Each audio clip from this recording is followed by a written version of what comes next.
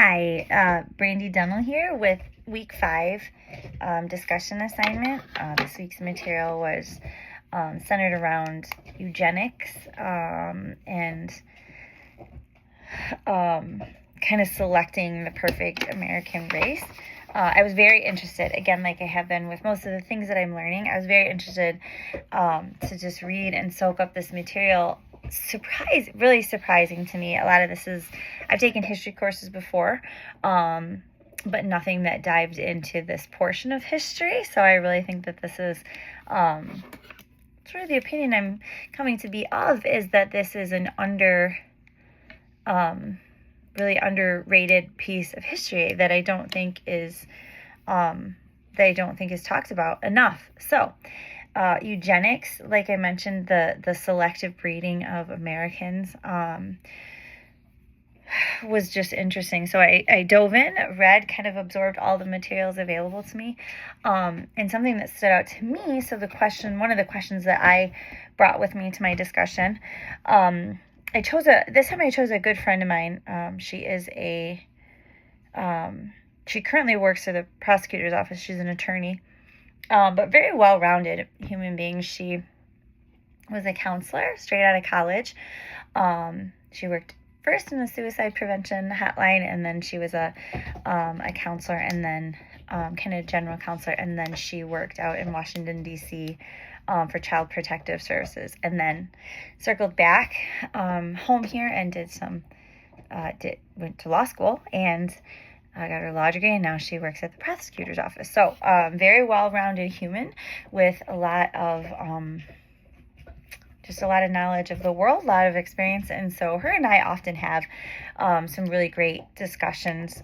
I don't always agree exactly with her. I don't think any human really does agree 100% with somebody. But we do tend to think along the same vein.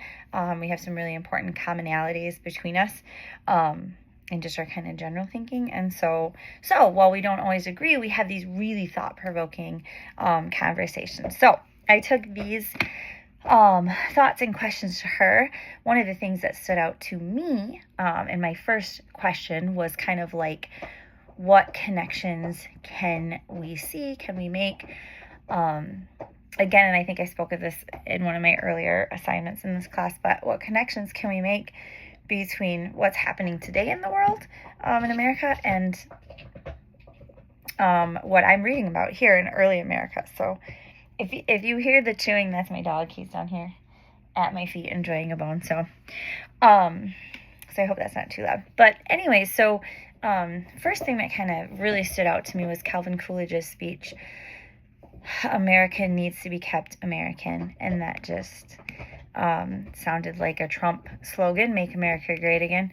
And again, both of these men have a heavy focus on really on immigration, so restricting immigration, and Trump there's a lot of focus on deportation. So the idea that immigrants and people from other countries are bringing in undesirable qualities. Back then it was pretty, the history, the stuff that I'm learning, it was pretty spelled out. Like, these people are coming in, these foreigners are coming in, and they're bringing with them, like, some of the terms the book used, deviants, degenerate. So basically just anything. It was like crime. It was, human disability, which is, we've seen it in the indigenous communities.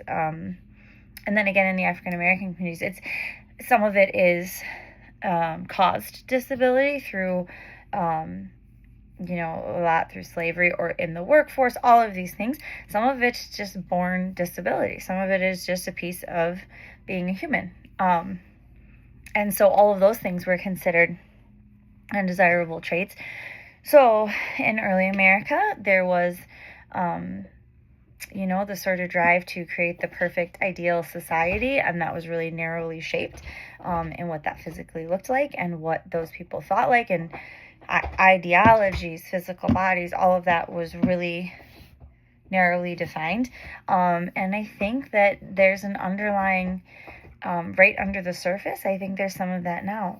One of the things that my friend brought to the conversation, and she can be quite outspoken, which is something that I love about her. I'm not quite as blunt and outspoken as her, and that's Just gives her a little more flair. So one of the things that she said was, rich white men want to be in power, and poor white men want to be the rich white men. And so there's a drive to kind of wash out anybody else. And so I think that Eunetics, am I saying that right? I listened to that film over and over again, so I pronounce it right. But that was the idea, that we could, create the perfect American citizenry by selective breeding. And so I don't know. I just think too many things that are happening today ring too closely to what we're seeing. Trying to strip women of rights. Back then, women were not, middle class, rich and middle class white women were quite discriminated against. And so, let alone poor African American or immigrant women. So I think that we're starting to see some of that stuff creep back into society, some of those ideologies. And that's a little bit, it's extremely unsettling. So we talked quite a bit about that. And the two genders thing, like there's only two genders. I think a large part of what I read in the chapter this week was talking about how, I think they called it sexual deviance. And when I was first reading that term in the book, I was thinking they meant sexual assault or things that I'm familiar with that would be negative, that would be crimes, that would be undesirable. But what they were talking about, what I was come to find out the deeper I read, was same-sex partners and transgender, all of it. There's a whole community of those people.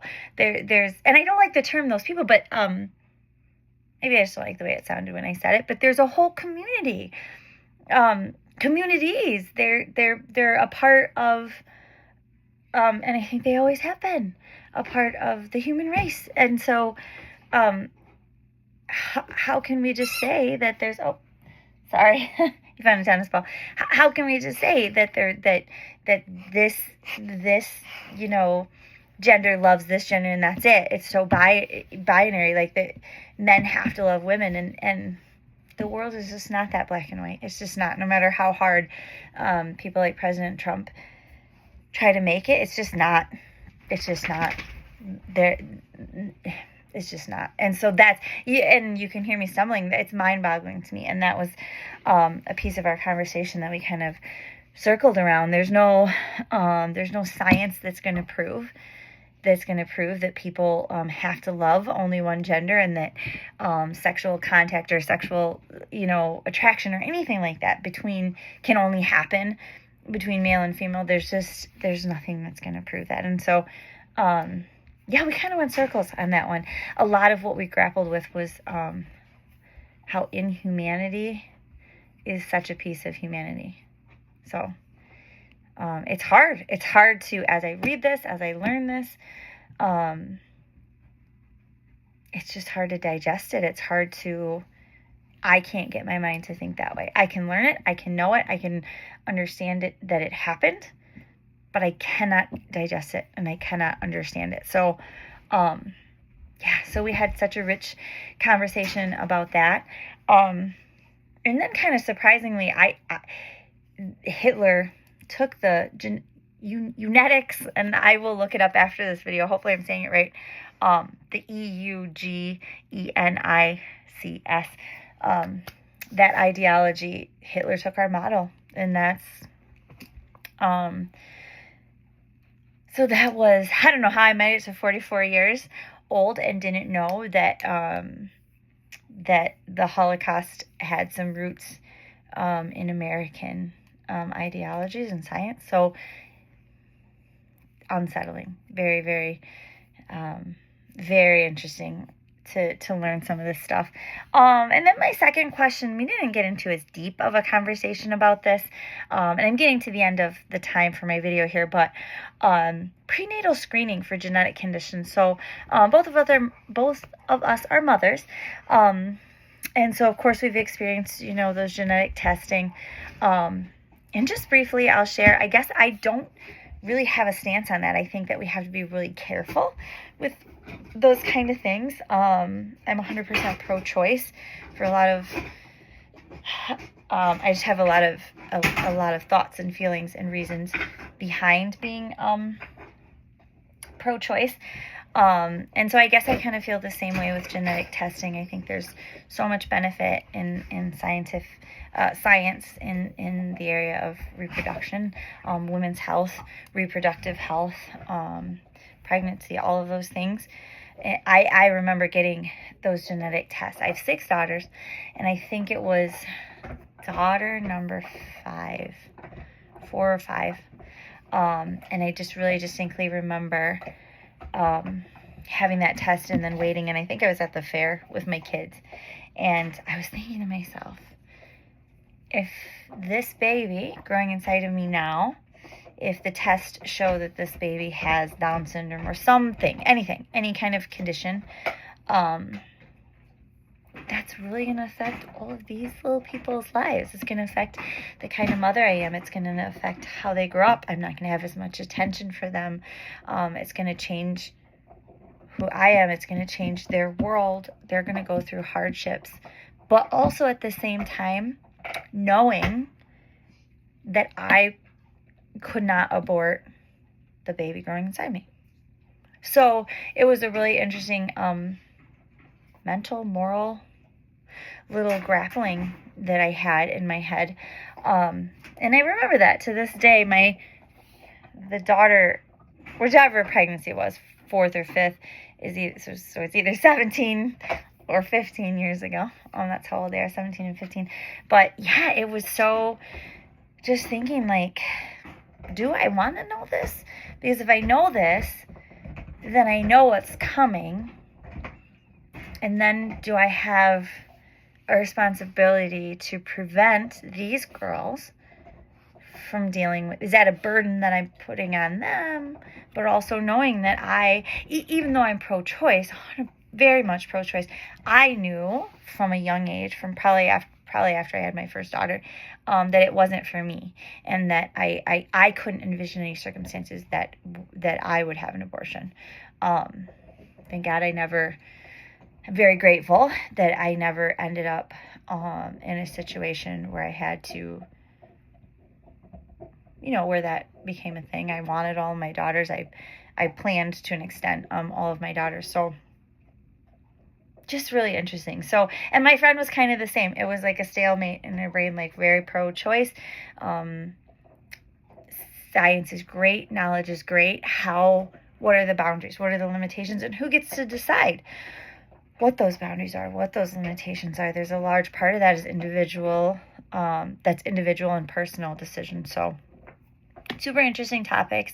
Once again, I find myself really loving the content and just sort of tearing through it. This is one of the easiest to engage in classes that I've ever taken. It's difficult because of where I'm at in my life. It's been difficult to carve out the time and weave education and being a student back into my life. So that's been difficult. The content has not been difficult. It's been challenging. I'm not saying like, oh, so easy, but it's been so easy to engage with. I just want to learn and I'm soaking it up. So thank you so much. And I will keep plugging away.